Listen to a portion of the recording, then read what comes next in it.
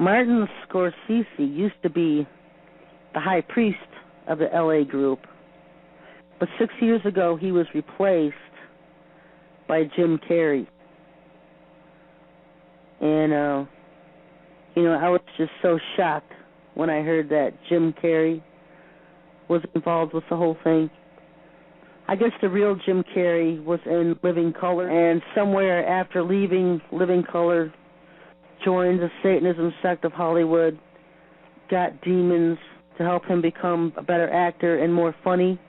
And so now when you see him acting out his comedian roles, you're seeing the demons that he has work through him. Jim Carrey's daughter was is joining American Idol show. I didn't even know he had a daughter. And she wasn't that fantastic of a singer, I guess. But you know what? When the whole season starts with American Idol, like, they're going to say no. Okay, everybody knows who Jim Carrey is. He's the high priest of L.A. His daughter wants on American Idol. She's getting on American Idol. I would have died laughing if one of them had said no. That would have shown kahunas. So wasn't shocked to find out the number 2 guy behind Jim Carrey in Hollywood is Robert Shapiro, O.J. Simpson, one of his top attorneys. He's the number 2 guy in Hollywood. And also that Al Gore spends a lot of time with the satanic groups in Hollywood because he wants attention. He wants media attention. Whenever he comes out with something stupid like global warming or something totally false and made up and imaginable, he'll get all the media attention he wants for it because he rubs shoulders and eats poop with all these people in Hollywood. Because I asked, what group does he go to? Chicago or Texas or D.C.? And I was told he goes out to L.A. I was shocked. And so, there's big groups everywhere. The Satanists have groups in every city. If you're in New York, you're going to answer to George Soros. He's the high priest in New York. Who's the puppet master? George Soros. So, George, Glenn Beck has been on this kick that you are actually the mastermind who is trying to bring down the American government. Of the satanic cult there. It's George Soros who's replaced David Rockefeller because David Rockefeller is getting too ill. So now you have George Soros, who's the high priest of New York City. If you go to Chicago, you're going to answer to Penny Pritzker. If you go to San Francisco, you're going to answer to Nancy Pelosi. If you go to Texas, you're going to answer to John Paul DeJoria. And so, in L.A., it's Jim Carrey. When you're in a group, you have someone you answer to. John Paul DeJoria in Texas, everybody will know who he is when I mention this. He's the one behind Paul Mitchell Hair Products. In fact, he was a business partner with, I don't know if it was Paul Mitchell direct or that him and his business partner created Paul Mitchell Products. But he killed his partner when he realized how wealthy he could get over these products. And so he's behind all the Paul Mitchell Hair Salon products. He's also behind the Patron Ultra Tequila, some kind of tequila alcohol that's out. And so he's made billions off of hair products and tequila. And he is the high priestess of Texas. What's interesting about Texas is that Joel Osteen was just nominated, I guess promoted to be the spirit counselor for the Houston area. And I've told you all these religious people are Satanists, folks, and it's Paul White and Joel Osteen both are spirit counselors for their areas, for their area groups. And they're the ones that are in charge of recruiting and keeping tabs on people inside the group. They help run the group's day-to-day operations. They talk to spirits about what people inside the group are doing. If you're in a satanic group or brotherhood or whatever part, they keep tabs on you 24/7. There are demons who watch you. And if you're not doing something that would please Satan, they report you to people that are in your occultic group. And so, you know, Joel Osteen would be the one that these demons go to and say, hey, you know, this woman over here, she's not doing enough dirty, evil deeds. And then Joel could report that to the high priest or priestess, and that woman would be in trouble. I mean, you're not free in these things. You're very tightly controlled and watched. And like I said, everybody has a ministry. So this is Joel Osteen's ministry for Satan, being a spirit counselor within the occultic group. And remember, they don't call demons friendly spirits, or demons. They call them friendly spirits. No surprise. And no one knows how to use demons more than Joel Osteen does.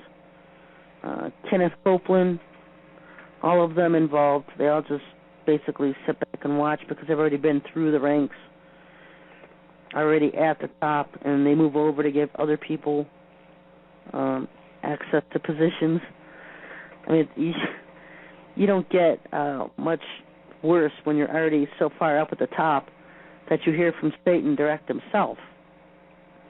I mean, because I was asking, well, why aren't Bill Clinton or George Bush or Hillary Clinton or you know, Dick Cheney, why aren't these people priestesses, high priests and high priestesses? It's because they already hear from Satan direct. He already speaks to them directly. So they don't have to be a high priest or high priestess. He speaks to them directly and tells them what to do. They take their orders directly from Satan. If you're in an occultic group, you take your orders from the high priest or high priestess, and he doesn't think you've sacrificed enough. There was a conversation where Jim Carrey told John Travolta he didn't have enough sacrifice, so he told him he had to sacrifice his son or his wife, and made John Travolta choose between his son or his wife. One of them was going to be sacrificed. So what did we hear about 2 or 3 years ago?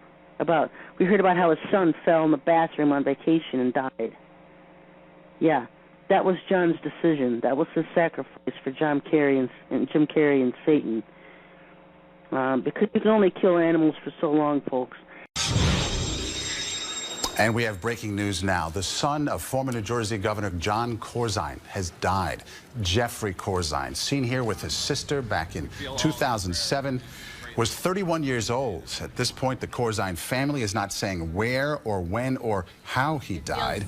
Jeffrey Corzine was the youngest of the Corzines' 3 children. And then they want a human sacrifice. They want you to sacrifice someone that you love. Well, it is official. I can confirm, I should say, that Phil Jackson will be heading to the New York Knicks. Now, we don't know in what capacity yet in terms of an official title, but I guess the deal has been concluded. He will be joining the New York Knicks, and that is good news if you're a Knicks fan. And you talk about creating instant credibility for an organization that has been striving for anything positive. And we talk to these players a lot about a 4 count or a beat that you're playing this game at. It's just a 4-4 beat. And if you've got that ball in your hands longer than 2 seconds, you're holding up your team. Our belief is that this offense begins immediately when you get the basketball in your hands. Everybody has a programmed route that they can run, and anybody can take that person's place. And as they go up the court, they fill out the court in a certain manner that allows this offense to format itself and then to attack. Responsible for 9 of the last 15 NBA championships, Phil Jackson and the Triangle Offense have quickly become the words of legend in basketball history. With the help of its author, Tex Winter, the Triangle Offense has returned to the Lakers this season with a main character who brings back memories of Jackson's past. The NBA's all-time winningest coach has had a season of new challenges, but all the while teaching the same old tricks. Here are the basics. The initial ball handler, player A, can pass to player D, while cutting to the right corner. Or, if the defense blocks that lane, pass to player E while cutting to the left corner. Then, B sets a screen for D so he can swing around to the low post while E passes to C. The result is a triangle of players. From here, the ball can move to the corner, the post, or it can be swung around the arc to create a new triangle. Our question is, when the triangle offense works, why is it so successful? First, movement. The triangle relies on constant movement of not just the ball, but the players without the ball. A 30-mile-an-hour pass travels 15 feet in about a third of a second, 3 times faster than a player on the run. Second, space. Ideally, players are spread 15 to 20 feet apart. This keeps passing lanes and cutting lanes open, and any double teaming means that a defender moves at least 15 feet away from his assignment. This benefits a shooter because when a player is playing tight D within 3 feet of the offensive player, the expected shooting percentage decreases by approximately 12 percentage points. Finally, versatility. Ideally in the triangle offense, any player can pass or shoot at any time. So consider the mathematical possibilities. The maximum flight time of a long pass, 45 feet cross court at about 30 miles per hour, is roughly 1 second. The fastest a player can catch a pass and get a shot off is 22 hundredths of a second, as recorded by Jason Capono in the Sports Science Lab. Now, factoring in those variables, when all cylinders are firing in the triangle offense, in theory, over the course of 5 seconds, there are at least 340 different shot opportunities. There are 2 sides to most arguments about the success of the triangle. Is it the system or the players? On the one hand, Phil Jackson's system has won 11 of the last 20 NBA championships. On the other, his teams featured players like Michael Jordan and Kobe Bryant. For ESPN Sports Science, I'm John Brinkins. Two bats at the top now.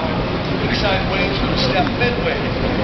The post bat, which is our forward, is going to send a bat kick on our center. Hit him going to the basket on the back cut. Everybody got that? Might seem like he's speaking Greek. No. So a lot of them speak that way too. We tried to train the triangle has totally different terminology than any of the other offenses out there that are running in the NBA. And try to get the guys to get trained to listen to or get used to that terminology. You talk about still learning the system. The triangle has that reputation. From your estimation, how tough?